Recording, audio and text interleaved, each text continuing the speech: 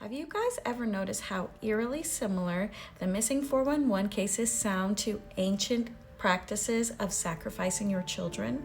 I've been doing a lot of research into the missing 411 cases, and I've noticed a commonality between those that go missing.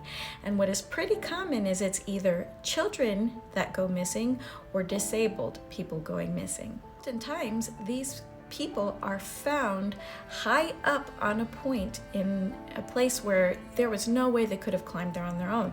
A disabled elderly person or a young child without any shoes found high up in a place that was very hard for even very fit, experienced people to climb to, and yet they are found in these places far away from where they were last seen. Oftentimes they are found where people have already searched over and over again, and it seems like there is something supernatural going on, as it appears that this person was literally lifted up from where they were and dropped off at another point, and there is no footprints or any tracks in between the two points. Now, across many cultures across the whole world, cultures that aren't connected with each other, they have had this practice of taking your child up to a high point and sacrificing them.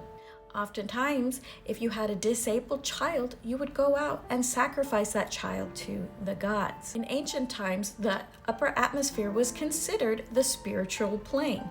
And so, in order to commune with your God, you would go up to a high point like a ziggurat, a pyramid, or a mountain.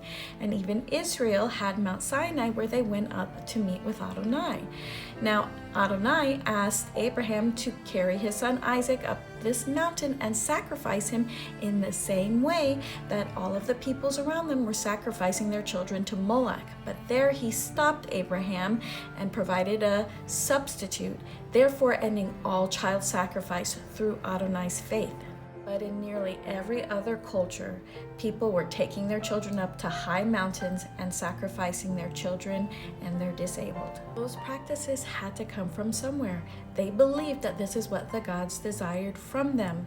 So, could the disappearances of children and disabled people up in the mountaintops in the wilderness and in through the caves have something to do with this ancient practice? Many of these cases appear to be supernatural in nature, and even the children that are found describe being in a completely separate place that's always shining and different looking than where they were when they disappeared. Tell me what you think of that connection.